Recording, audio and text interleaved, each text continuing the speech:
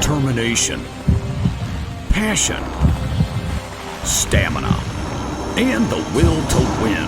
The end result, the Ricmotech Sports Car Series.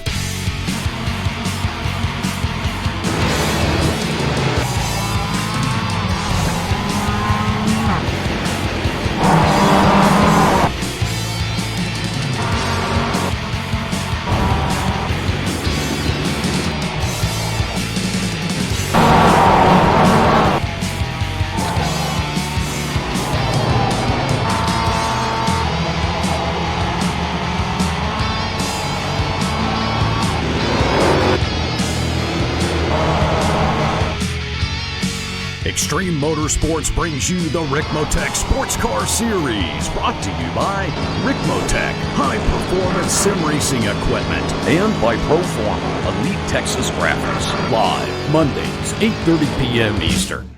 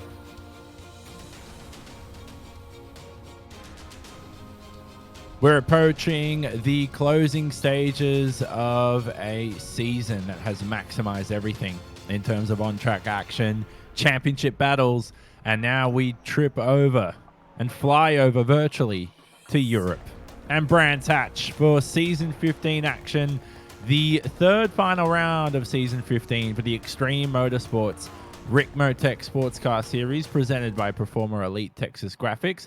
All coverage on your beloved Apex Racing TV. Jonathan Simon in the commentary booth. Tyler Maxson alongside me. Overcast conditions at the moment, Tyler. Now, if you look at the skies, you would not expect right now it to be 2:30 p.m. virtually in the afternoon, but it looks like it's almost sunset out there. And around a circuit that we are using the Grand Prix layout at, there is the Indy layout available. It essentially nullifies and just removes that entire left portion of the circuit you can see on the track map. Now, it's a circuit that has many iconic corners. One of my favorite is Turn 1, Paddock Hill Bend. Yeah, that's certainly an iconic corner in racing. It's a very, very fun corner. The back section all the way through the forest, through Shaney's. It's a very difficult track, this one is. So I think that it's going to prove to be a challenge for the drivers in both the GS class and the ST class. So it'll be interesting to see how they deal with the challenges of Brands Hatch. Yeah, it's one of the most illustrious circuits, one of the most classic in the world of motorsports. And we will bring you a track guide as usual today. And we'll see you shortly for the beginning of the race. Welcome, everyone, to Brands Hatch GP Circuit, located here in beautiful Kent, England. Great to have you with us as we provide you your track guide today in the Ford Mustang around this 2.5-mile road course. Brands Hatch was originally a motorcycle race course back in the 1920s. Then on April 16th, 1950, the first auto race was held around the shorter 1-mile road course. 10 years later, the course was given permission to extend the track to its current 2.43-mile length and has continued to host motorsports racing to this day. Well, let's begin our track guide around this historic English road course as we get up through the gears and head down the front straightaway. You'll notice our pit areas to the right, main grandstands to the left as we head up the hill here to one of the most famous corners at the track, Paddock Bend. Turn 1 as we head down this drop-off out of Turn 1 to head up the hill to Turn 2, Druids Bend. This is a late apexing corner.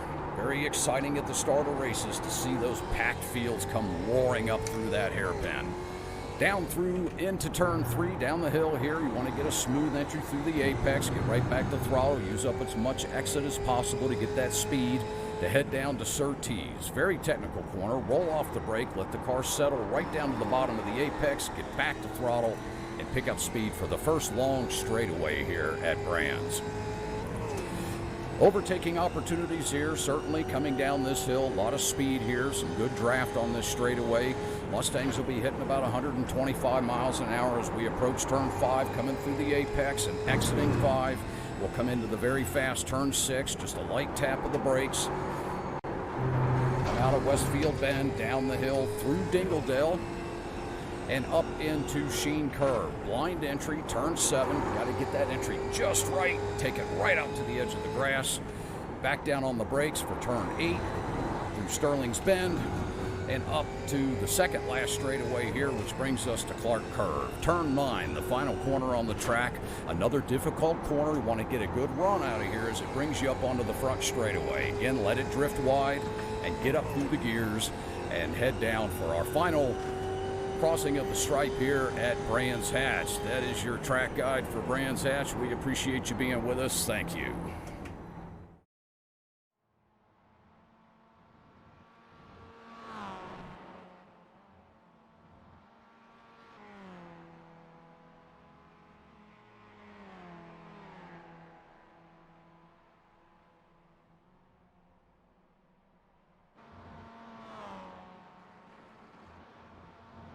Hope you enjoyed the track guide for round 8 of 10 for the championship. And it's a championship that's close to being wrapped up, especially for our GS class. Here are the championship standings up on screen. And, well, this is the SD class instead. We're going to flick to the GS Pro class, and it's Aero Nom who currently leads. Now, if you're new to the series, as usual, we'll talk you through everything. We have 2 classes of cars, your Ford Mustang and your Mazda MX-5. And Tyler Maxson, each of those classes has a Pro and Open class. Yeah, so there's the Pro and Open class. The Pro class is for the faster of the drivers, and the Open class is for the drivers who are still developing and are moving up the skill ladder. But Aero Nom leads out the GS Pro class, and unfortunately, Kevin Ford is not going to be able to attend the rest of the races, so he is pretty much out of contention for the championship. He currently sits in 4th place. The closest rival to Aero Nom is Jeff Jacobs, who sits in 2nd at 179 points, but he's still a good 40-odd back from your championship leader. So Aero Nom nearly got this championship wrapped up. He's just got to pretty much finish these last few races. Exactly. So Aero Nom cannot wrap up the championship this round, but he can do it as early as round 9. So pay attention to that in a week's time.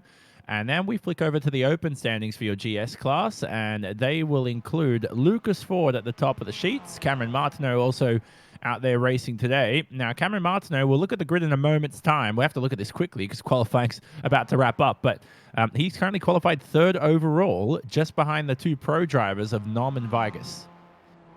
Yeah, he's currently in 3rd position. So Cameron Martineau had a very good qualifying session for himself. He's ahead of a lot of really fast drivers, and his championship rival Lucas Ford sits down in 9th. So right now, he looks as if he's got a good chance at maximizing race points today.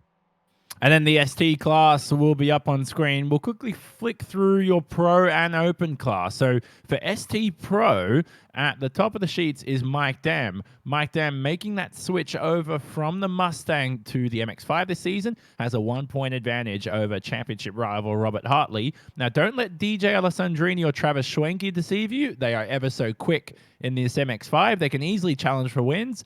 Eric Violet, the same for D2D Esports. He leads that big team out there. You can see 5 drivers in your top 14 positions. Then we switch over to the Open class. And Elvis Rankin, the young man, leads the championship. And you're a young man yourself, Tyler, who races MX-5s in the real world. So you know everything that Elvis Rankin's going through in the virtual world. Oh, yeah. It's being young and racing is very difficult because you don't get the respect a lot of times from the faster drivers. But Elvis Rankin is definitely quick, and he's definitely someone to watch out for in the future. He's got that championship. He has the biggest championship lead in the ST classes right now. So he is definitely someone to keep an eye out for. He is just as fast as those pro drivers. He currently sits 3rd in qualifying. So he is certainly somebody who can be on the rise in the next few years. Most certainly. So now, as we're about to flick over to the race, we'll look at the grid once that actually happens. I'm a bit premature on that, but some important news is, unfortunately, Kevin Ford will be out for the rest of the season, as Tyler said earlier, and that's going to basically reduce one less championship challenger for Aeronom to deal with, which I'm not sure that's a good thing for Aeronom. I'm sure he'd want to fight a little bit harder for the championship, but he's going to have to do that with Clint Vigas today, starting from second.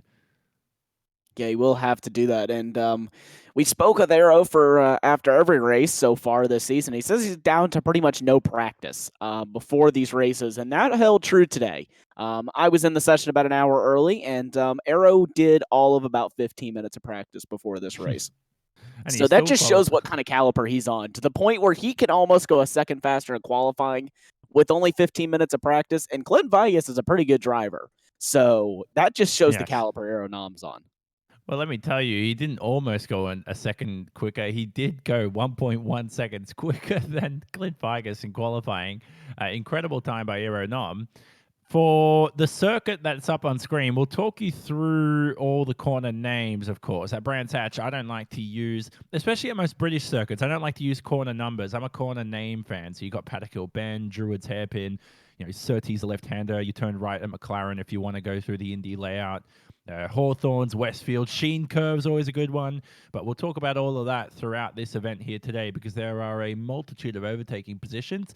And here's our grid for round 8 of 10 for season 15, presented by Performer Elite Texas Graphics and Extreme Motorsports. Aeronom on pole position by, now I was wrong there, Tyler, 1.0 seconds, not 1.1 seconds, but we were pretty close. It's an extraordinary margin by one of our only European drivers out there in the field. Cameron Martineau and Tyler Shiflett round out the second row of the grid. Russ Ruddock for Flying Tortoise Motorsports. He's become accustomed to P5, hasn't he, all season? And rounding out your grid is Robert Brist there. A 10-car grid for your GS class. Brist didn't set the best of time. He was actually slower than a few of the MX-5s. Here are the MX-5s on screen. And important for the championship there, as we see the rest of the grid on screen, is Robert Hartley qualifies ahead of championship rival Mike Dam. Yeah, that is crucial for the championship. These guys are 1 point separates them in the championship. So they need to be maximizing points in every single one of these races. You only have a gain of about 3 if you take the win over second place. So these guys, I think it's pretty much going to be trading the championship lead for the rest of the season until one of them has a bad result or they finish lower than the top 2.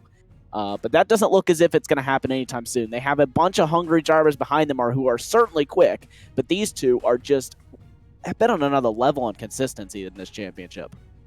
Yeah, definitely have. Now, it is, well, there's the rest of the grid on screen. Patrick Prevenas rounding the back of the order. There will be a rolling start as usual. We're going to run a full pace lap here around Brands Hatch, and it's a good opportunity to talk to you about all the brilliant overtaking spots as the pace car's about to pull away in a few seconds' time. A couple of drivers just popping up on screen in the last moments. There are the classes of cars up on screen. You can identify them on the left-hand side of screen with those colors. The darker colored blue and the darker colored green are your pro class. The lighter colored are your open class drivers.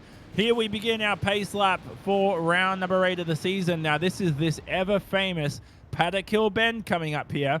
A dramatic elevation drop through the corner. And not only do I enjoy that virtually, Tyler, but imagine trying to drive that in the real world. You'll feel it through the body. Oh, this is like one track that I would love to drive in the real world, and mainly for that corner, because that has got to be the most insane corner. You're going downhill at very, very high rates of speeds, and then you're just simply heading right back uphill with really no super dramatic changes, but it's got to be incredibly fun to be going down there so fast, keeping the car right up on the edge. You don't have the wall too far away, and it's going to really reward you if you can carry a lot of speed through there. And this is the second European track we visit this season of 3. We visited Zandvoort, of course, in the Netherlands for round 2.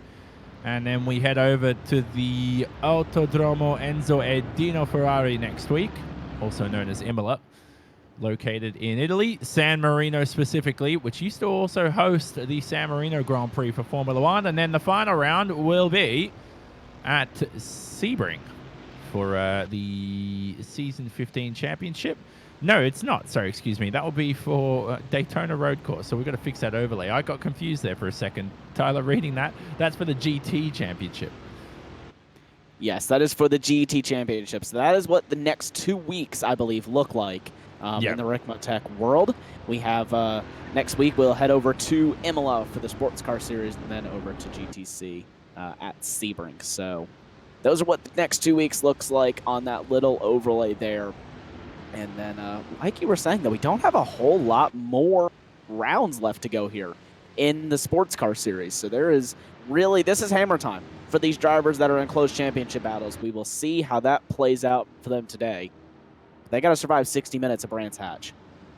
Yeah, most certainly. The drivers are about to commence our round here from the Brands Hatch circuit located in England. It's going to be 60 minutes of action as usual. And Aeronom's going to floor that Mustang anytime soon. And he does now. We go green from Brands Hatch for the first time. And a good jump from Aeronom to begin. But it looks like Clint Vigas is ready to challenge around the outside. They're going still 2 by 2. Vigas is going to slot into second place. He's actually going to look for the inside here on Aeronom. Not going to be able to pull that one off. Cameron Martineau gets shuffled down another position. Tyler Shiflett's going to go around the outside. Now let's jump back here to your MX-5.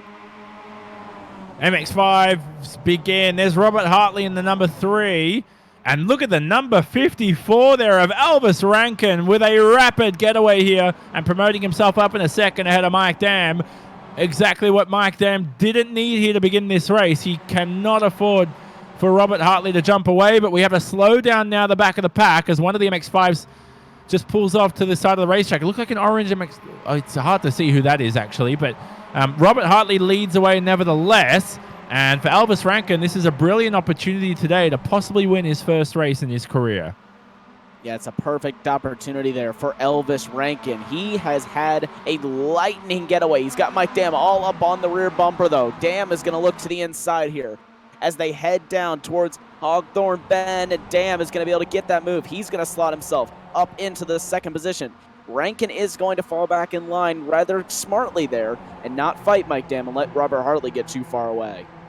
And already a pit stop for Russ Ruddock. So Ruddock there in your Mustangs has already pulled in at the end of the first lap.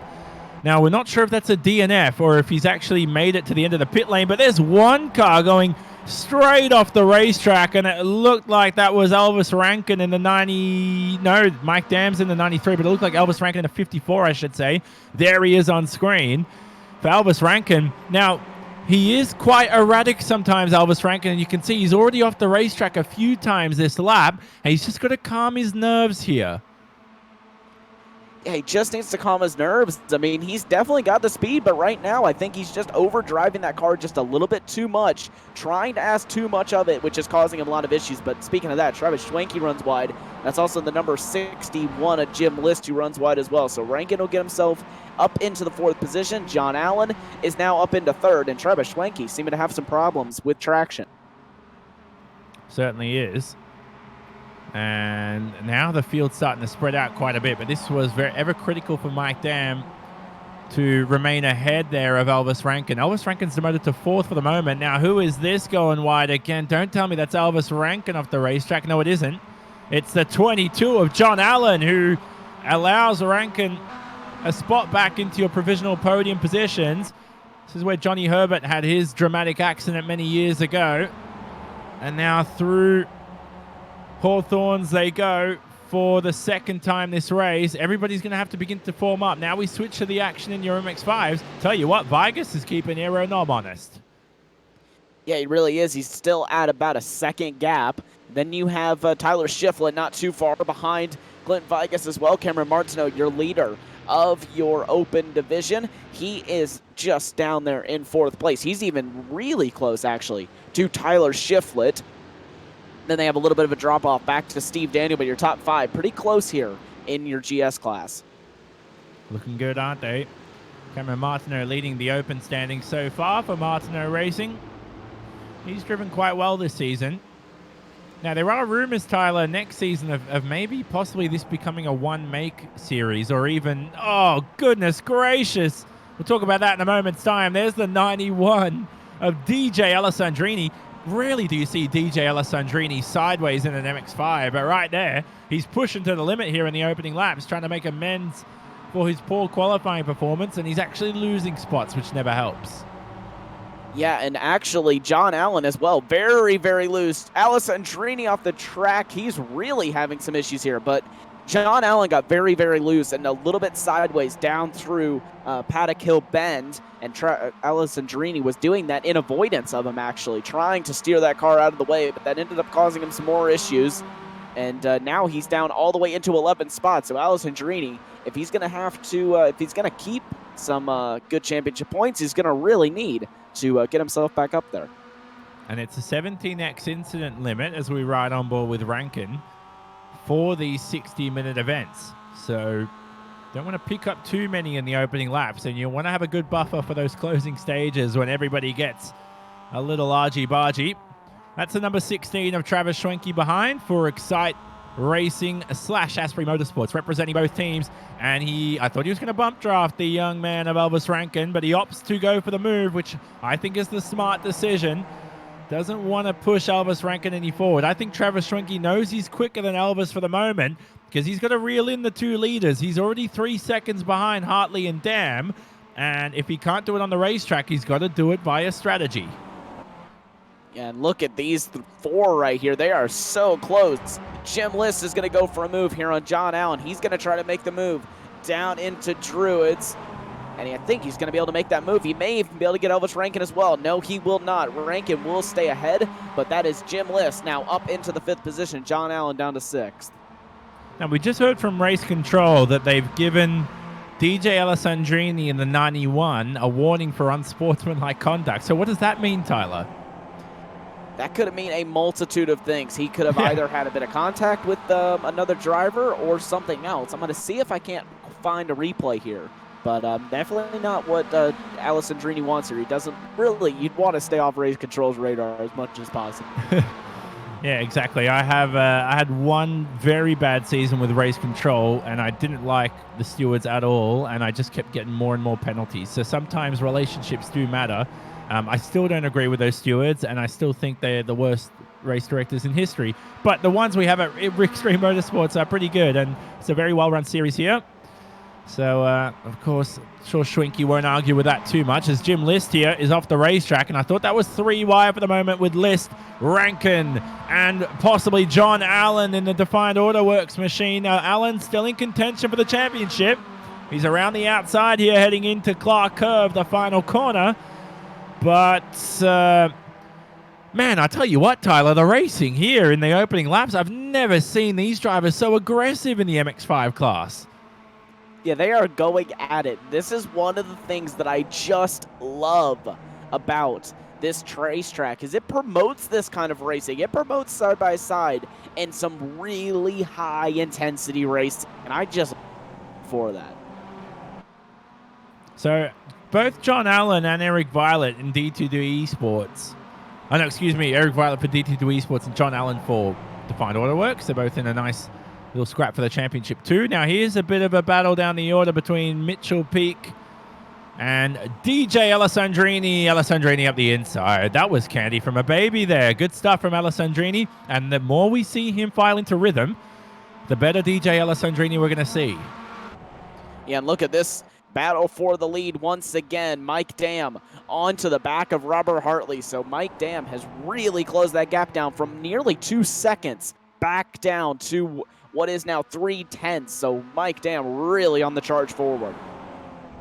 Now, pit stops in this race, Tyler. We're not expecting these drivers to come in until around the 22 to 25-minute mark at the earliest, as we see an incident investigated by Race Control. That's between car 88 and 66. So we'll give you some more news on that. That includes Bobby Childs. And the 66 would be difficult to see who that is. The Mike Taylor, that is. This is Travis Schwenke on board with him. And is this a spin? This is. It's a full spin. Yes, it is for Travis Schwenke. Goodness. A lot of time lost in that one there, so Travis Schwenke not what he wants at all. And that's cost him a lot of positions. He's gone from 3rd down to now 12th. Yeah, so not a good start for Travis Schwenke in this race. For Schwenke and Alessandrini, they haven't looked the same at this round at Brands Hatch. It almost makes me believe that they're probably down on a bit of practice. Certainly could be. I'm honestly not too sure on that one, but it looks to me as if everyone is not getting along too well with this Brands Hatch circuit right off the bat. Everyone's seeming to make mistakes left, right, and center. It is a very easy track to do that because if you don't put that car right up on the edge, you're going to lose a lot of time to someone who's willing to put it right there up on the edge. And I think that that's what all these drivers are doing and finding that that edge is just a little bit too, that they've got the edge a little bit too far. And when we watch that lead battle between Mike Dam and Robert Hartley, it goes to show how important that was, that Mike Dam disposed of Elvis Rankin, this man on screen, as soon as possible, because right now Mike Dam is still hounding Hartley in the early laps, and it goes to show the difference if you're caught up in traffic when you're Schwenke or Alessandrini. Schwenke had to push too hard to claim those 3 seconds back, and he ended up spinning. Yeah, exactly. I mean, whenever you're pushing so hard that to close up a monstrous gap like that, just to two drivers like Robert Hartley and Mike Dam, it's bound that you're going to make a mistake because it's not going to happen in a lap or two. It's going to take you probably nearly the entire 60-minute race to do that. So I think it's just a very simple mistake there for Travis Schwenke. And we discussed pit stops earlier, Tyler. So as we said, we're not expecting it until around 20 minutes at the earliest in this race. And if they do occur, most drivers in both classes would only probably take 2 tires. And we're assuming left side tires because at this track, the left sides are worked ever so much. They certainly are. Through those very high-speed right-handers in the back section, those left-side tires really take a beating. So I would actually expect, that we see drivers in both the GS and ST cars take tires, which we don't often see from the ST drivers. Yeah, exactly. So look out for that as they rise over the Pilgrim's Drop. And then drop over the Pilgrim's Drop, I should say. That was very poorly phrased. Here's Alessandrini around the outside of Jim List. And look at the 22 of John Allen. He's actually just dabbing the brakes there. He's got that much speed. He's got no way past these two. It's like a roadblock. Oh, I thought that was contact as we ride on board with Allen here. Let's enjoy this ride through the final corners. Allen, well, he found a gap there, Tyler, eventually, and I'm not sure how much of a gap it is. He's going to make his way past one car, and he's going to mow the lawn on the exit of Sterling's. Incredible. This is incredible driving from John Allen there. Just bided his time and sent one down the inside, and then just had to get that little bit on the grass just to top it all off and let everyone know who is the best there. But John Allen really finding the edge here on this opening few laps. But right now, all this battling is not doing them any favors, though, because they are now 11 seconds off the lead. Oh, man, the battles continue, mate. Have we had this all season? I can't remember. That the last time the ST class has been ever so entertaining this season, but I mean, they haven't begun to form up yet. I remember Bathurst, it was more of a slipstream battle, but no one really pulled off as much overtakes as this. Where's Elvis Rankin for the moment? He's in 6th now. I don't know. Every time we look at Elvis Rankin, I'm like, how did he get to 2nd? How did he get to 4th? How did he get to 6th? He just keeps shuffling all over the place. I'm not sure what's going on for the young man, but I hope his race settles into a rhythm sometime soon because we're already 1/5 of the way race through. Yeah, I mean, I have not seen this much battling in the Ricmotech series ever. And I've been commentating on this series now for what is 8 months, and this is the most battling I've ever seen, especially in the opening stages. This is just an incredible battle in this ST field. Well, Kevin Ford, if you're watching, I hope you get better soon, mate, and hope you also put Brands Hatch on the calendar for Season 16 if you haven't already provisionally, as Rankin's searching. He wanted the inside, but blocked quite well by Jim List. A very legal block. Nothing bad by Jim List. And again, well, that's a more abrupt block by Jim List there of the inside. So you can tell Jim List right now taking a page out of NASCAR's book and the American, showing that he's quite aggressive on the defensive.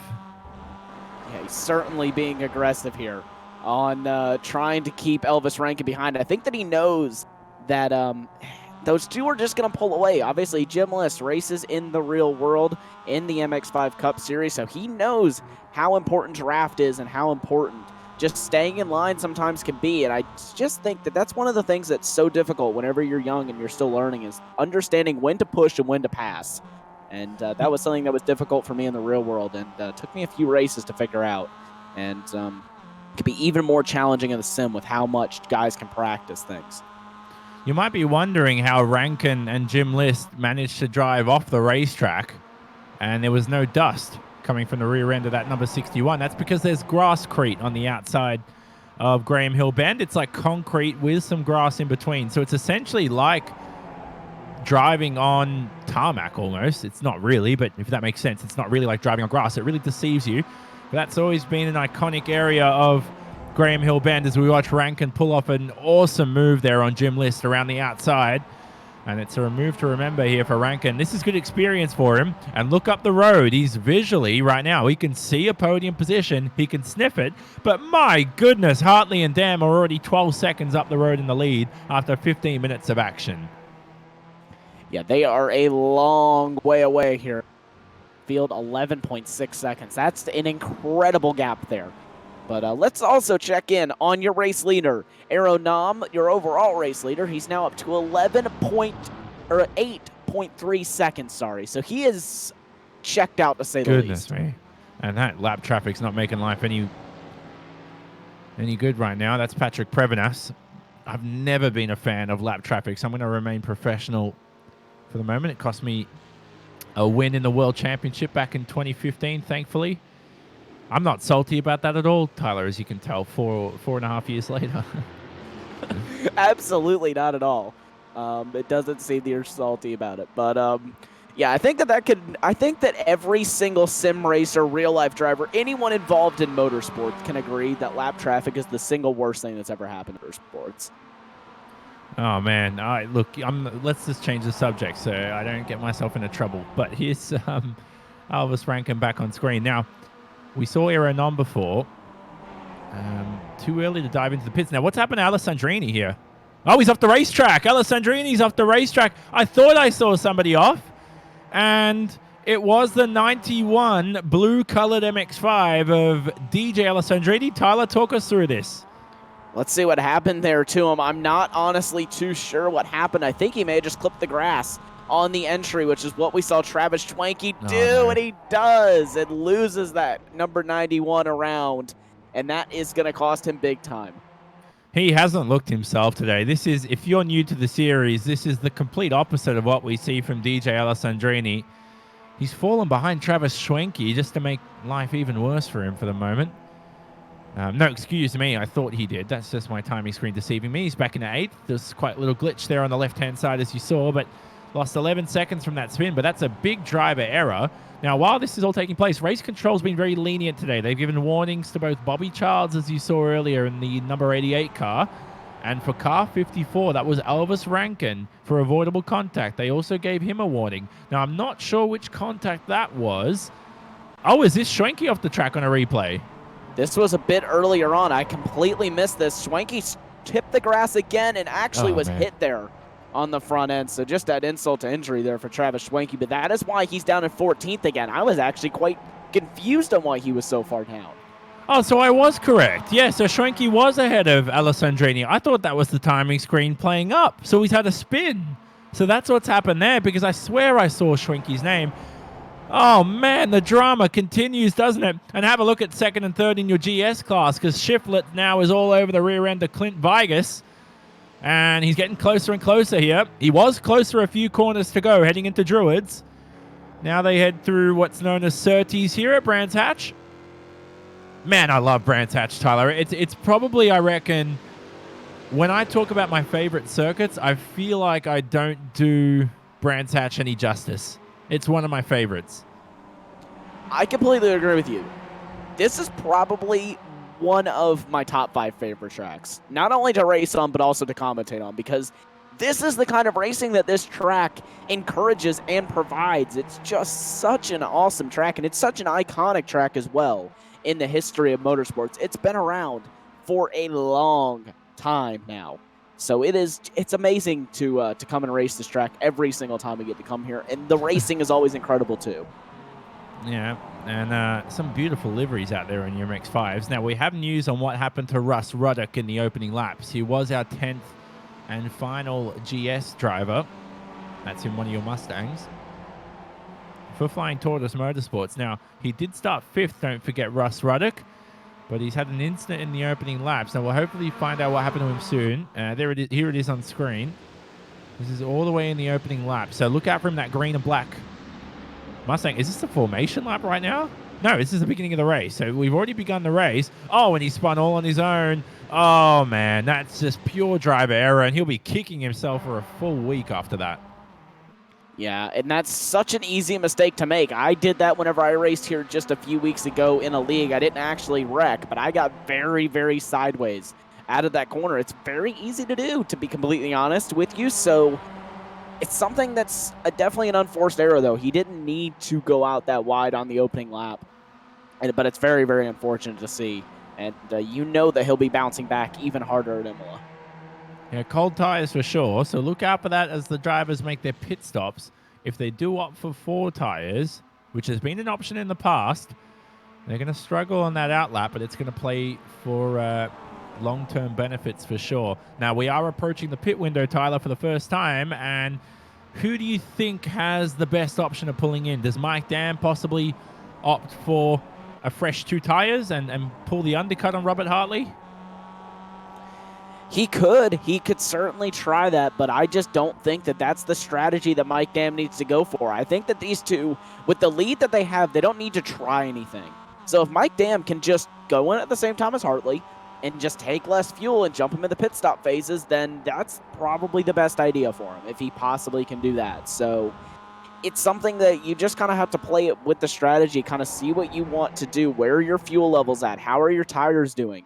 Is it beneficial for you to try the undercut move? Because we've seen that go horribly wrong and also go incredibly right for drivers in the past. And you can see what Mike Dam is doing there, Tyler. He's opting for the slipstream on the straight, but through some of the corners, he's opting for a different line, because when you're up close to the rear end of the car in front, it's very difficult visually to see the corner, especially if you're running a single screen or a very low field of view. Yeah, it's definitely a challenge for drivers if they want to be right up behind the car. So if you can, it always is better just to kind of leave about a 0.2 of a second gap and get yourself be able to run through the corner nice and fast. It's also an advantage too. If you can kind of check up a little bit on the entry, then you're able to roll your same mid-corner speed and get onto the next straightaway as hard as you want to. Because if you're stuck up behind another car, then that could sometimes prevent that from happening. And back to Eric Violet on screen. This is Elvis Rankin leading this train, and John Allen up ahead in 3rd. So it's pretty much becoming a 2-horse race. You've got your ST Pro class, your ST Open class. Is there a class in between that we can define now, Tyler, for this race? Because it looks like Hartley and Dam are going to be untouched. Yeah, I was going to say, which class are we classifying Hartley and Dam in? So they're ST Pro. You got your ST Open drivers as usual, and in between the rest of them, John Allen and co can be called ST Propen. Mix of both. It feels like that today, doesn't it? Tell you what, ironically, John Allen is right up there in contention for the championship, so we certainly saw him. Wasn't it? And there's somebody in the background there that looked like Beasley, the iconic MX-5 of Beasley, making an error. There he was on screen for a moment. Here he is now. Beasley had a huge moment. Now, I'm not sure, was that through Westfield or Hawthorns? It was difficult. I think this is through Hawthorns. So here is Beasley. What's happened here, Tyler? Oh, man. Wow, that's a moment. That may not me. look like much on the TV cameras. Whenever you're behind the wheel of the car, that is a huge moment. You know what? I mean, you obviously race in the real world. Beasley's decided, mate, let me just reset my stint. You know, this is like a timeout in most sports. Get a timeout for yourself and pull yourself into the pits. But Tyler, you know, yourself racing in the real world, I've raced World Championship sim racing, so we're definitely credible to discuss this. But when you have a spin like that as a driver, I don't know, my heart doesn't race. I'm very calm when I save a spin. Yeah, I am as well. And actually, a lot of drivers think, oh, that throws off your focus and whatever else. But for me, actually, it makes me focus more because I'm like, okay, you're not focusing enough. Start Exactly. actually focusing and trying to drive now. Yeah, exactly. And it's weird because sometimes your best focus, as we watch Iro Nom here in that 78, he's approaching all this traffic of David Payton, the Canadian, behind, and he's trying to dispose of them quickly. Luckily, Iro Nom has a 12-second advantage, and good chance for Iro Nom to fuel save, just in case. But might make his pit stop. I don't think it'll affect his pit stop too much. But nevertheless, what were we talking about? I forgot now. Saves and spins and focus. Yeah, whatever. I completely forgot. I've been distracted by Iro Nom here, the leader, coming through the field. Vigas and Shiflett still close. Apart from that, your Mustang class is... well, actually, Cameron Martineau's involved in this battle for the podium position, so that's something we'll keep an eye on, especially approaching this pit stop phase. MX-5s still close for the top, still close for the final podium positions too. Yeah, everything is still up in the air here for all of these classes. Really, Travis Schwenke's making his way back through. So is DJ Alessandrini. But Travis Schwenke, that's 2 big incidents for him in the single race. So there's something off with Travis Schwenke tonight. We don't usually see Travis Schwenke make 2 mistakes of the same sort of caliper in one race. Yep, definitely not. So for Schwenke and Alessandrini, like I said, it's very unusual to see this as we watch Elvis Rankin up in a third here behind Jim List. No, sorry, excuse me. This is 4th overall. Rankin's first in your open class. As Cameron Martineau is our first pit stop for the day here for your Mustang class, of course. Now, this might be a good time to take a quick ad break here before our pit stop phase. And we won't miss all the action for the second half of the race. So don't leave us. You're watching round 7 of 9 for the Extreme Motorsports Ricmotech Sports Car Series. Pit stops coming up soon. All the action will be presented here on Apex Racing TV.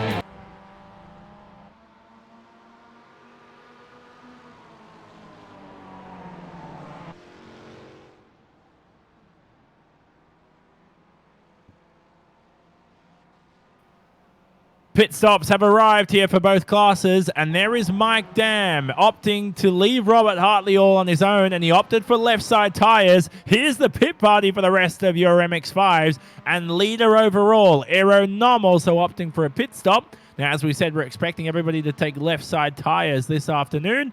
Jonathan Simon, Tyler Maxson in the commentary booth for today's race on Apex Racing TV for round 7 of 9 for season 15 of the Extreme Motorsports Ricmotech Sports Car Series, presented by Performer Elite Texas Graphics. Now, Tyler, left side tires, like we said, for most of the drivers, and quick pit stop for the rest of the field. But this is ever critical for this man, Mike Dam, as you can see, who is flooring it here on this outlap. Yeah, Mike Dam is leaving nothing on the table here on this outlap. He is really going for it. Let's see, does Robert Hartley come into pit this time? We'll get the track map up on your screen in just a few moments' time. This right here shows the difference between your race leader, Robert Hartley, and currently what is the per net second place, Mike Dam. Hartley will stay out, though, and he will go on another lap, whereas Mike Dam has pitted and now will be 2 laps older tires than Robert Hartley once he comes in. So we'll keep track of the gap here between Hartley and Mike Dam. It's going to be tough to keep track of it as Jacob Beasley also enters the pit lane. But for Robert Hartley, he might lose the overall lead potentially, but he will have fresher rubber for the entirety of this race after he makes his stop. And to me, Tyler, sometimes, yeah, you'll give up track position as a result, but the race just comes to you. Sometimes I've done that on purpose. At a track where it's easier to overtake at, you allow the driver to just pass you and undercut, knowing that you're confident in your overtaking skills to make that move back later in the race on fresher rubber. And there you go. You can see in the bottom right-hand corner of your screen, just above the pit stops, there is the live gap between Robert Hartley and Mike Dam. So that is the little tracker there to see what the gap difference is. We'll see if Hartley comes in at the end of this lap. I expect him to come in at the end of this lap, but he may try to stretch it out that little bit farther. We can expect these cars to go all the way up to 45 minutes into this race, so Hartley's really got some time on his hands. Maybe Hartley feels like Mike Dam was only staying close to him because of the draft. Because right now, Mike Dam on fresher left side tires is just maintaining the same gap. It's actually getting slower right now. Hartley looks quicker. So possibly for Mike Dam, losing the toe here, Tyler's cost him a chance at P1. I think this is smart from Robert Hartley. Why don't you just keep driving away? Try and extrude that gap as much as possible. And I think this race is coming to Robert Hartley. The more this race progresses, the longer he stays out there, I think Robert Hartley's in a better opportunity to lead and take that championship lead away from Mike Dam. Yes, certainly could be. We'll just have to kind of see how that all plays out for him. But he really could be in a good position here, Robert Hartley, if he can get that car a little bit farther away, just out of giraffe range there for Mike Dam right now.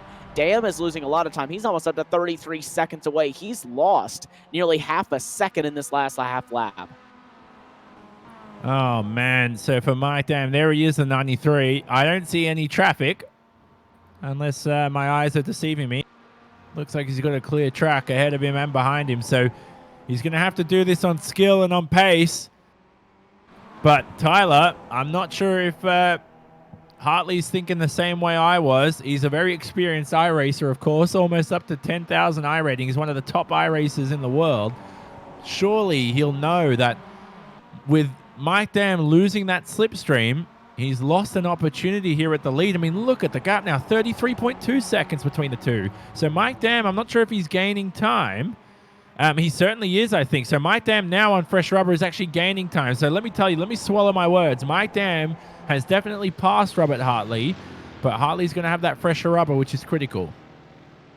Yeah, he will have the fresher rubber, and whenever you get to that point, that later on point in the race where 3 laps, 4 laps is going to make a big difference here in the amount of speed that you're going to be able to carry through some of these corners. These MX-5s, while they are decently easy on tires, you will notice it just that little bit with these guys keeping those cars on the absolute edge of what is possible from those tires. They are going to inevitably be faster with the fresher rubber you get, even if it is 2 or 3 laps difference. they will still notice it. Most certainly. This is Mike Dam back on screen, and yet again, Hartley doesn't pit. So we're going to keep an eye on that lead battle throughout this race, but it's too tough to call. So tell you what, Mike Dam, I could swallow my words if he's able to pull this off and win this race, but I do genuinely think that Hartley's up there in the best. I mean, if your money's on Robert Hartley, you'll be a happy person for the rest of this event. This is Jim List on screen. And now we watch Alessandrini alongside Elvis Rankin for track position. So Alessandrini moving past there. Elvis Rankin, and he'll move himself up into 10th place in class here. Will Alessandrini, and as we focus just a little bit closer, just a little bit farther ahead, sorry, the two teammates starting to get close again. I don't expect these two to do any sort of hard battling, but this could definitely be a battle. John Allen and David Payton. Payton does not have to get out of the way. He has not pitted yet, but looking to help out his teammate as much as possible. He's already done that. His teammate Jim List is already down to 6.8 seconds here.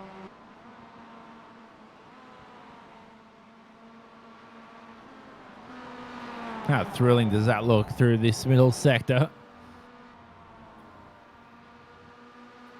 John Allen still close behind now. Has John Allen had a livery change recently? Because that's a beautiful number 22. I don't remember him running that livery too often. He has had a livery change here recently. He has gone to a newer looking livery, and I very much enjoy the livery that he's got going on. I'll see if I can find a good camera shot of it. There we go.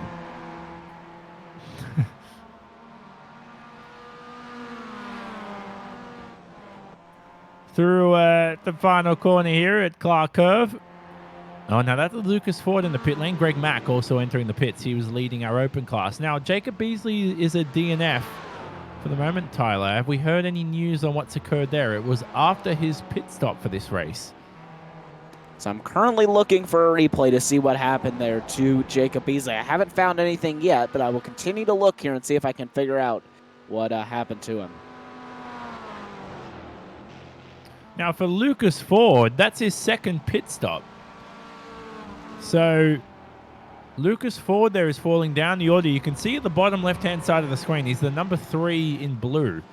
So, he's lost position to some of your MX-5s here. Now, the difference between the Mustangs and the MX-5s isn't that dramatic. It's only about 3 seconds between your leaders. So, I'm not sure if Aeronom will, over 60 minutes, do you think... I don't know, it'll be close for him to reach Robert Hartley to lap him. I think Robert Hartley could even finish on the lead lap here. It is possible. It really just depends on how fast Hartley's pit stop is and how much time he loses in that respect. But I do think that Hartley does have a legitimate chance at staying on the lead lap. And if he can do that, then that would be a series first. I certainly will. And well, why is that this round, Tyler? Is because of the lack of straights at Brands Hatch? I do feel like it's a fast circuit, but there aren't many straight lines for the Ford to maximize.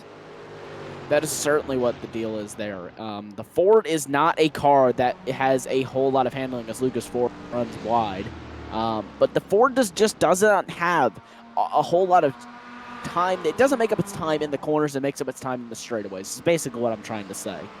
So the Ford really doesn't have anywhere here to stretch its legs and really get itself out and unwind and really gain that time that it gains at a lot of these other circuits. Well, we watched Travis Schwenke pit. Now he's out of the pit lane behind this pack that we're watching here between Alessandrini, Violet, and Rankin. Schwenke's actually ended up behind Jim List after his pit stop after taking left side tires. Schwenke's not had the best of races. Elvis Rankin's fallen down the order since the beginning. Now, I see a lot of young sim racers like this, Tyler. You're quick in qualifying, not as quick in the race. So what's the best way to improve that? As we watch Hartley in the pit lane, by the way. Yeah, it's just all about that practice. A lot of these drivers nowadays, they really focus on that qualifying trim, whereas the race trim is really what a lot of these guys need to be solely focused on, because they can have all the qualifying trim in the world. You could be the fastest man in qualifying, but it doesn't mean anything if you can't get it done in the race.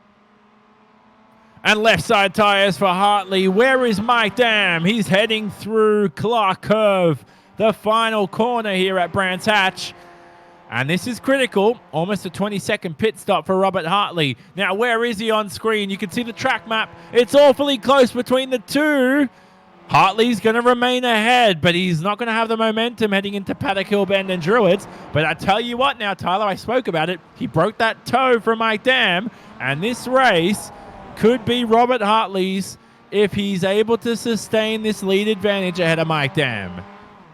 That certainly could be. That could be the turning point in this race, the pace that Hartley was able to put on over Mike Dam. Let's see if Dam, though, is able to close up that gap any time here on this opening lap. Right now, he is maintaining, whereas he lost to Robert Hartley, so Hartley will only get faster as this laps go on. And right now, Mike Dam is not looking good here for his chances at a race win.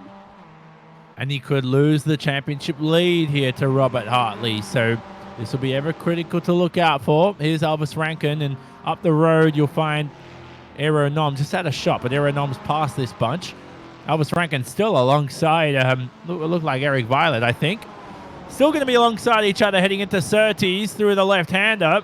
Very difficult to drive around the outside of Surtees, but they managed to make it stick. Someone's going to unlap themselves 3 wide there. One of the Mustangs, that was Tyler Shiflett in second position, and you know why? He's got to get a move on because Tyler Shiflett's teammate of Clint Vigas is right there behind in that red Mustang trying to make a move for the second position. Yeah, these two are in a battle, and right now this is really hurting Clint Vigas there, so Vigas losing a lot of time here. But in the meantime, I have found a replay of what happened to Jacob Beasley. Let's see what happened to him. We found the end result. He's into the barrier somehow. What is he? What's going on? Yeah, we'll try and find... How do we find... There we go. Beasley's through the middle sector, coming up towards Westfield. Oh, I tell you what, I reckon that's distracted him up ahead. And he's made a mockery of that through Westfield. And what looked like Sheen Curve, I think. I got a bit confused there. So, unfortunately for Jacob Beasley, that's what kept him out of the race. That was right after his one and only pit stop of the day. But after that, unfortunately, you'll have to look forward to next week at Imola. Now we watch Steve Daniel versus Cameron Martineau. Both these drivers are made there, one and only pit stops. And Steve Daniel here has got a bit of work to do to remain ahead of Cameron. Yes, Daniel really has some work to do. Martineau is all over the back of him right now. But right now, Daniel's doing a nice job to drive a very, very wide Ford Mustang. And it doesn't look as if Martineau's going to have that shot anytime soon. He's just going to have to try and keep him at bay, though, for as long as possible. He's got another 17 minutes to do it. But speaking of battles, let's jump back to this lead one. Robert Hartley is now 1.9 seconds away from Mike Dam. He is absolutely checking out with the race lead. Oh, and that gap's just increasing more and more. Martineau decided to become a lawnmower, and he's straight off the racetrack. That's not going to help him in his pursuit for P4 here in this race at Brands Hatch. And Cameron Martineau, he's got a bit of damage to the front left, doesn't he, too? And the left rear. He does have a bit of damage there, so I'm not quite sure what happened to Cameron Martineau to cause him to have that damage.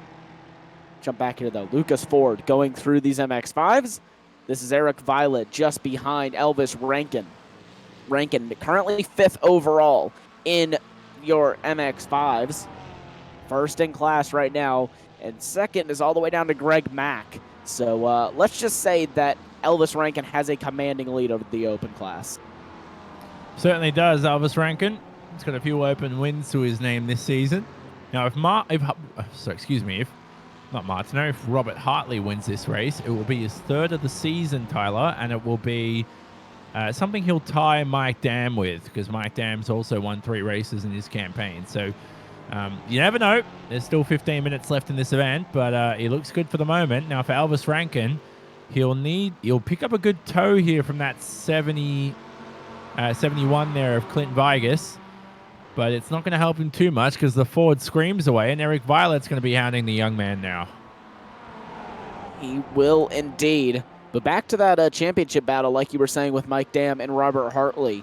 I believe, correct me if I'm wrong here, but Dam leads it coming into this race by 1 point. So if Hartley wins, that he would only have a 2-point lead over Mike Dam. And with how close this battle has been through the entire championship and still is, those race wins are crucial, because if you tie for championship, that's the first thing it comes down to, is your number of race wins.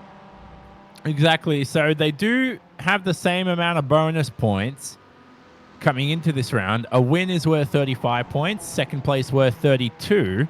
So if you do the math, obviously, that would mean that Hartley would actually lead by 2 points. But we don't know. They do get a bonus point each for leading a lap. Now, did Mike Dam lead a lap in this race? That's the thing. I do not believe so, but I think that they are already maxed out on their number of bonus points that they can earn. So I don't think that there will be any bonus points for them to be gained. Or is it only 6? You only get 8, I believe, for the entire season. Oh, so if...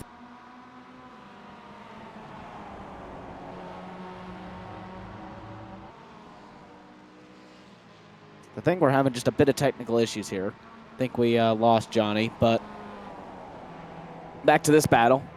Elvis Rankin is now in between both Eric Violet and Travis Schwenke, so the battle's certainly heating up here for that one, and Rankin actually going to let Schwenke by, so Rankin doing a bit of team playing, I guess, there to Travis Schwenke, letting him get that little bit, just getting that one more position, which can be crucial for him in the championship standings. Also, speaking of drivers who are moving themselves back forward, DJ Alessandrini, he's gotten himself back into fourth. We haven't talked about him much. Certainly haven't. You can hear me now, Tyler, correct? Yes, we can hear you again. Yeah. So I was talking about the championship before. If Hartley, he's had pole and he's led a lap, so he'll have 8 bonus points at the end of this race. Mike Dam will still have 6. So it actually means that Hartley will lead the championship by 4 if things remain as they stand. So it's a good championship lead for him. It certainly is. That is a very crucial championship lead, because you really want to keep on to that as long as you can possibly hold on to it. And hopefully at that point you have it at the end of the season as well. I can say that is the worst feeling in the entire world, to lead the championship the entire way and then to lose it in the last round. I know that those guys are going to be pushing for that, and they've been swapping positions all the way through this season. And I wouldn't be surprised if we see them continue to swap positions through the final 2 rounds. After this, we go to Imola and then Daytona to cap it off. Daytona will be 90 minutes, so the drivers will really have to work to get their endurance setups really, really good there at the Daytona Circuit. And we did have a 90-minute event there last season, so we got a good preview as to what would happen this season. Now, that would be the final round in 3 weeks' time. That will be on the 9th of December. Between Imola and Daytona, we'll have a GT round of the Extreme Motorsports World GT Challenge. Now, we watch Violet here just trying to maintain a lead advantage ahead of Aranka. Now, this is difficult between the two because these are blue flags right now for the Mustangs behind. And if I'm Cameron Martineau, I'd get a bit edgy right now. I'd get a bit sort of uncomfortable in that cockpit, just wondering, when are these guys going to let me through? They're just not deciding to do that anytime soon. No, they are certainly not making it easy for them to make that move, as Elvis Rankin will dive into the pit lane for the second time here tonight. So that for Elvis Rankin, I think either was for... Now, we saw some race control messages on screen. He did have a black flag, Elvis Rankin, so a drive-through penalty. Is this for blue flags or is this for an incident limit?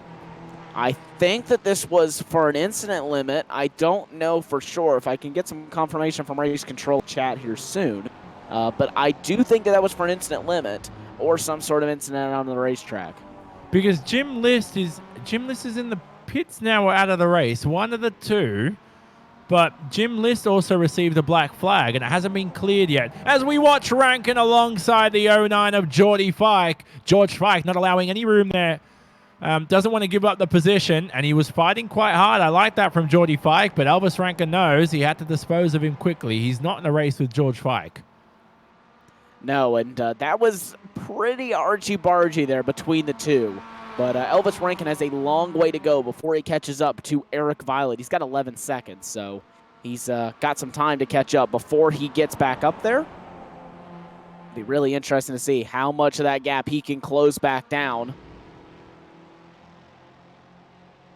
Just watching some of the front battles here. How's DJ Alessandrini fourth after this race? It feels like he's last. This is like, DJ Alessandrini would take this any day of the week. It feels like it's the worst race I've ever seen him in. And he's still in fourth. He's going to claim some good points. Oh, man. Alessandrini just hoped that this race is going to be over sometime soon. And luckily for him, it will be in 9 minutes' time. And he's also got a shot, you could say, on that's not for track position there. But he's also got a shot at the podium here if he can reel in John Allen.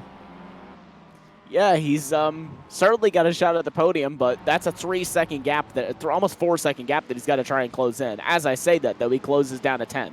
So he certainly has the chance. And if he could do that in 9 minutes, then that would be a feat that I would even be interested in watching. You need a bit of luck to go your way, so hopefully the traffic affects, well, not hopefully, but hopefully for Schwenke, the traffic affects John Allen. John Allen will be hoping for the opposite. At least for the traffic to be affecting Schwenke. And here is, Alessandrini, not Schwenke, but here is Schwenke on screen. Schwenke's in 5th too. Again, Tyler, how is Schwenke in 5th? Felt like he was last just 15, 20 minutes ago as we watch our leader, Aeronom. Well, it feels like it was 15, 20 minutes ago because it was. But this is how quickly this race is turning itself up on its head. Literally, there could be a 20-minute difference between a driver being dead last almost and right back up in 5th. And I think that that's just due to the amount of battling that we saw. The drivers are just holding themselves up so much that it's causing them big issues here. So keep an eye on this, though. This should be a nice battle. Jordy Fike and Elvis Rankin. Fike is closing back up to the rear bumper of Rankin. Now remember, they're battling for overall position. Obviously racing technically different class, but same car. Now, so let's wrap up this race with just under 8 minutes to go. We've got our Mustang class, 7 cars left realistically in this race. Lucas Ford's dropped down a lot of position. Robert Briss is still in there, but they're in the bunch of the MX-5s. Now, Aeronom's dominated the event.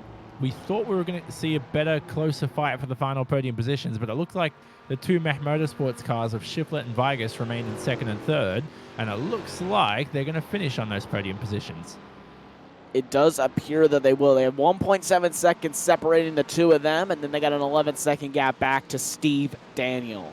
So there is some big gaps here in this series, or in this race, sorry. And then for your MX... Oh, go on. Sorry, excuse me. Aeronom has just destroyed this event like he has every other event this season. I think that that's something that I will have to say. Aeronom has been impressive this season. Not because he's won, not because he's just been so fast, but the reason that he's been doing nearly no practice and still winning these events. He's a natural, isn't he, Aeronom? And you just saw in the background was Robert Hartley. So we see this every race around this mark. There is Robert Hartley. We love to cover this when the two leaders end up meeting each other on the racetrack and the MX-5 is lapped for the first time by our overall leader. And it's occurred 54 minutes into this event, as you can see on the top left-hand side of the screen. But for Hartley, running away with this win, not comfortably, but it's been a more comfortable second stint because there is Mike Dam on screen and that number 93 Crypto-G Orange Racing MX-5. They rise through the middle sector right now. Now, let's sum up your MX-5 class and Mike Dam right now. It was the pit stops that really changed this race for Mike Dam. Do you agree with him pitting early in hindsight? Of course, we have to consider. Or do you think he made the right decision? He just couldn't pull it off on pace. Personally, for me, I would have just stuck out there. And that's in hindsight and going into it. I'm just someone who...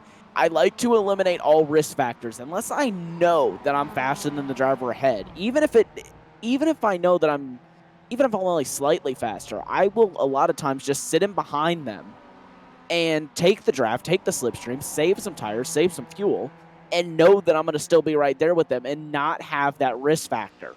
Because if you stay just close enough, and especially in these MX-5s where draft is worth so much. If you can just stick with somebody, then you're most likely going to have a good shot at a race win.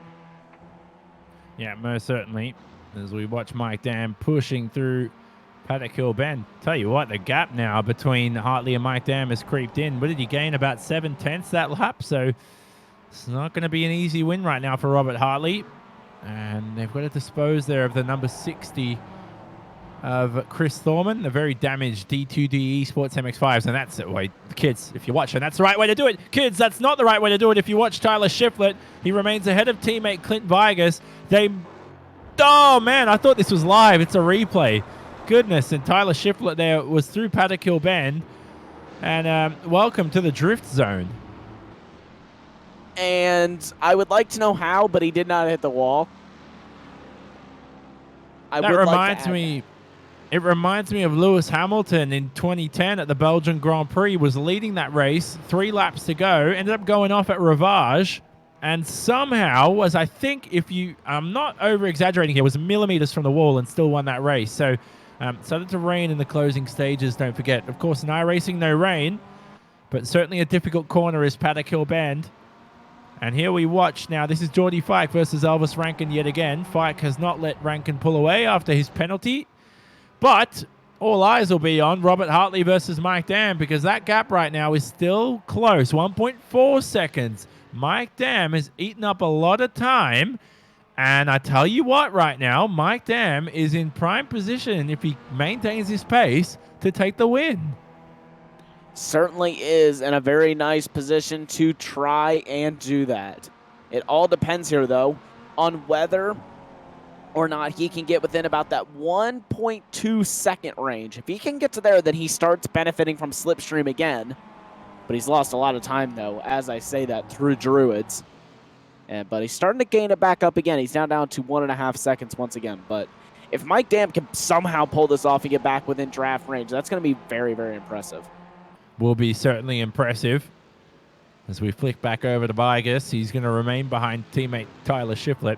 You know, I always want my teammates to do well, Tyler, but there's a sneaky saltiness in me where I say, you know what, I don't mind if Vigas, if I'm Vigas, I say, you know what, I don't mind if Shiflett has a slight moment, loses a second, and I finish in second, and he finishes third. I'll be like, oh, bad luck, mate. Oh, it happens again, and I cursed him.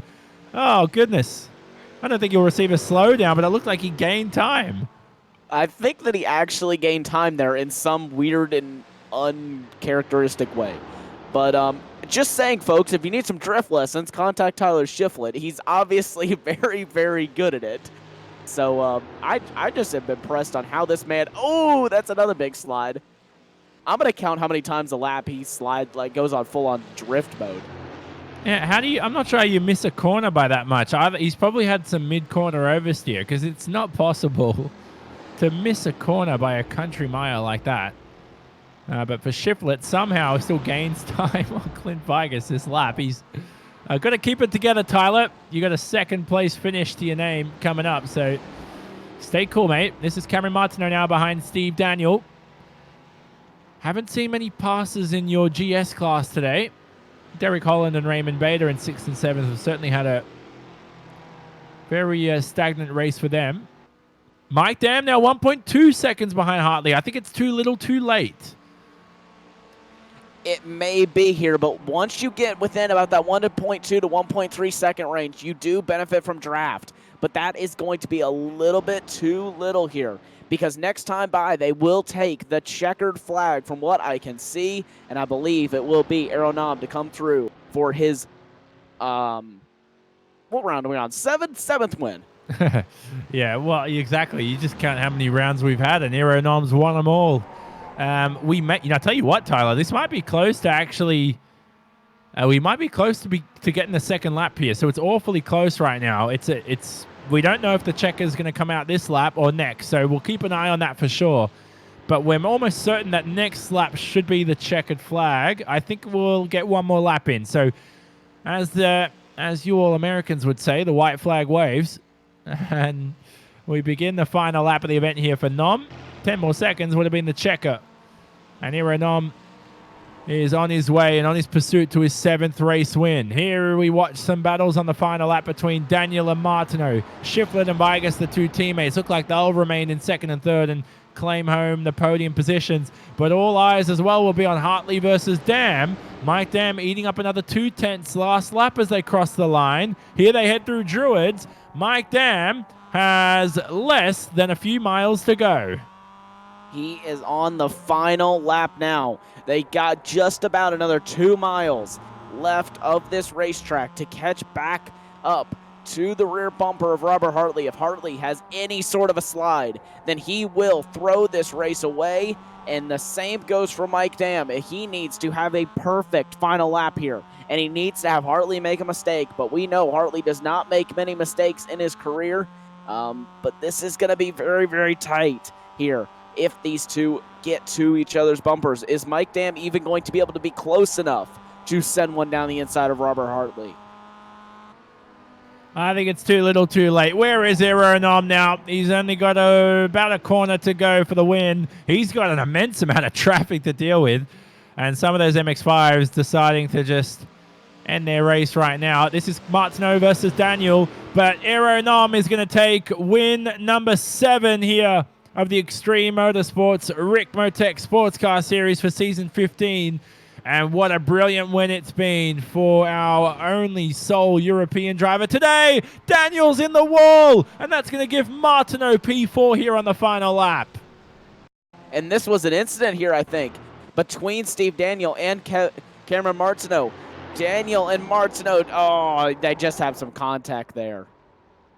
So it's tough to see from that angle, but Robert Hartley's going to cross the line, and he will win your ST class for the pros and take home his 3rd win of his campaign and take the championship lead away from his rival of Mike Dam. The Canadian just left it too little too late at the end of the day, and they'll be joined by John Allen on the podium. Shiflett and Vigas confirmed in those positions respectively, finishing 2nd and 3rd. But it'll be nice to see that incident again, Tyler, because I don't know, I felt like Martineau went for it. And I'm not sure if Steve Daniel was aware in his mirrors. It was tough to see from that angle, but the incident is being under investigation by race control. So let's watch on it here from the roof cam. I'd have to put that in as a racing incident, actually. It's a tough one. I'll tell you what, it's either racing incident, but I do feel like Steve Daniel gave the space. I feel like Martineau, you could see, just had some mid-corner oversteer. So had Martineau not had that oversteer, it wouldn't have been contact, but I certainly feel like if that's anyone's fault, it has to be Martineau because Daniel did leave the space.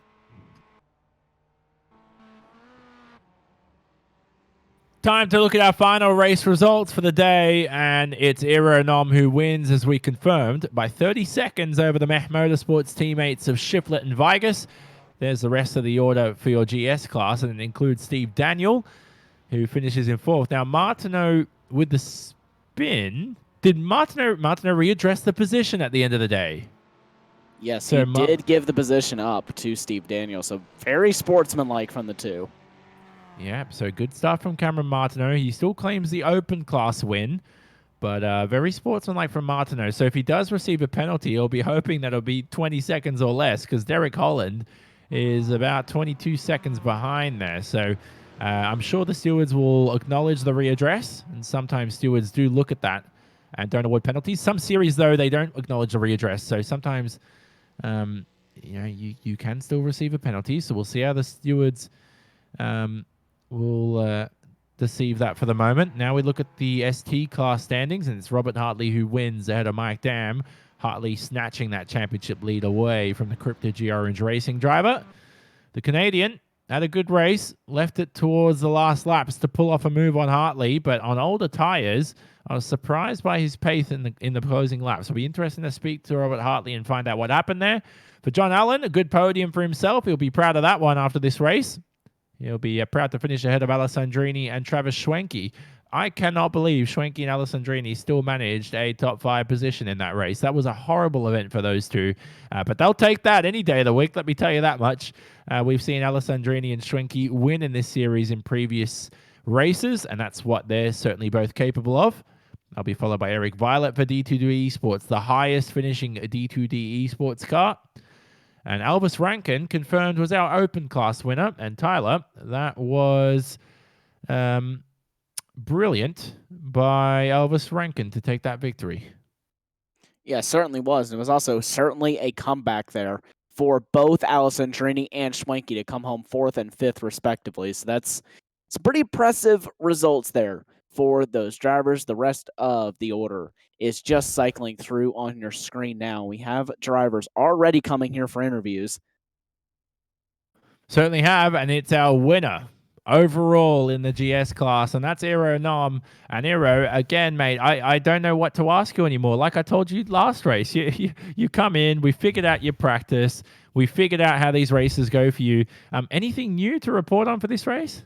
Not really. I ran out of fuel on the line, so that was perfectly calculated again. So, and 0 incidents. I don't know what else. Goodness me, mate. Oh, you had 0 incidents. That's awesome. But I think you're almost capped off on the incident points, aren't you, for this season? Oh, for yeah. for the bonus points. Sorry, excuse me. Yeah. Few rounds ago already. So.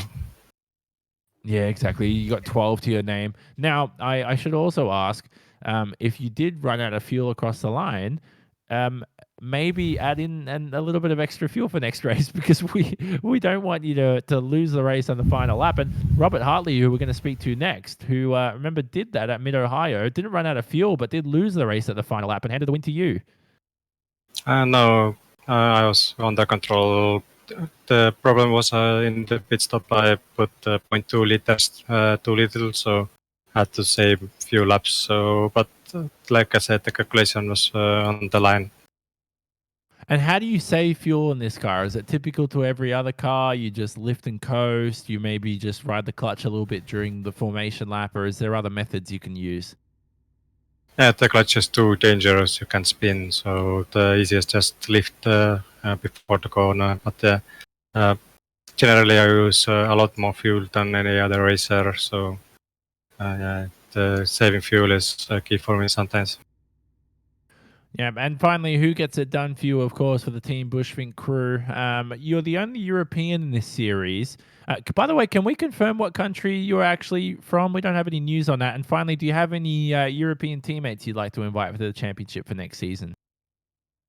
Well, yeah, I base on the Europe and Estonia. It's Eastern Europe between Russia and Finland. But my team, most of them are from Europe, but it's very late, so I don't think anyone will join me. Yeah, I love Estonia. I've never been there, but I've heard. I used to have. I think when I first started sim racing, my first teammate ever in sim racing was Estonian. Oh, really? So there you go. Yeah. There isn't many. There's probably you under a different name. Who knows? There's like one. There's 2 Estonians in sim racing, and one of them's you. So yeah, go on. The another sim racers are professional from Estonia, so. Oh, lovely. All right, we'll let you go, mate. Hopefully see you next week, of course, for Imola. Good track for you, Imola. I certainly go very well there. I set a world record there in the F3. Oh, yeah. It's long straights, some difficult corners, so it's very technical at places, and at places it's very wide open. Lovely. Good luck next week, mate. We'll see you there, of course. And it will be time to drag our next interview, which will be winner of our ST class, and that's Robert Hartley himself. Robert, congrats on victory. You've now snatched that championship lead away from your rival in Canadian Mike Dam. And not only that, but I thought you played the strategy to perfection, because when Mike Dam pitted, you stayed out a lot longer, and I felt like that just didn't allow him to abuse the slipstream he was gaining from you. Yeah, it felt good to finally get everything right tonight. You know, qualified on pole, and me and Mike was able to get away while they raced for third, and then I hit the fuel perfect. I ended up with half a lap left, so I was able to keep Mike. When I come out the pits, Mike was 2 seconds back, and I was able to pretty much keep him there until he got in the draft, and he was reeling me in there at the end. A couple more laps, he would have been there. We just spoke to Eero Nom, who said he ran out of fuel across the finish line. Do you think that's not perfect? Do you think that's too short, or do you think half a lap like you did is perfect? Well, Arrow, he's always perfect. It's hard to beat that guy, but yeah, I guess running out right at the line is perfect. I think it's just, I think 100 meters more, you're perfect. I think if you're running out before the line, it probably isn't. But for yourself, you inherit that championship lead now heading into Imola and Daytona in 3 weeks' time. Now, for you, I feel like you fare well at Daytona, but for Imola, I've never seen you race there, although you're so experienced on iRacing. How would you fare at Imola? It's a track where I feel like you do need to be aggressive through the chicanes, but it's hard to explain. You need to be an aggressive, smooth through Imola. So what I mean is you have to throw it into the corners, but you don't chuck it in. There's a difference. Yeah, Imola for me is kind of hit and miss, kind of like this track, Brands Hatch. I was surprised I had the pace tonight, but my last few races here didn't end so well. So Imola, you got to attack them chicanes. I mean, like you said, you got to be smooth. You got to have the right strategy. It's all got to play out. It's going to be a battle down to the end between all us guys for this ST championship. Exactly, it will be. And finally, who gets it done for you for the Excite Racing team? And of course, Travis Schwenk, your teammate, didn't have the best of races today. Was he in a lack of practice? No, he had to practice in it. This track, like I said, it's bit me before. You touch a little bit of grass on the entry to one of these corners and you're going around. But it happened to him twice tonight, which is unfortunate, but he had a good drive back through the field. So, yeah, I'd like to thank all the guys at Excite that helped me with setups. And, me and Travis work a lot together. And there's about 4 or 5 other guys that's not even in the team that we all work together. So, thanks to them guys. So there is Robert Hartley. Thanks again for the interview, mate. We'll leave you to it, and we'll hopefully see him next week at Imola. And Tyler, we have an update on the championship standings heading into that penultimate round of the championship at Imola, and it's ever so tight at the top of your ST class.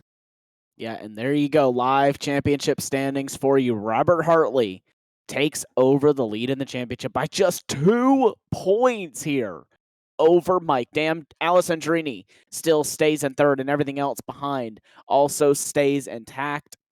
Now we'll jump over to your GS field. Let's see if anything's changed over here. It has changed up a lot here. So second and third will switch, and it will now be Tyler Shiflett who will take over the second position at 204 points. Jeff Jacobs will go down to third at 179. Then it will be Rush Ruddock up into fourth place. He takes over that position from Kevin Ford, who unfortunately is no longer running. So now Rush Ruddock on 268 points. He's closing in on Jeff Jacobs as well. Now it's time for your open standings.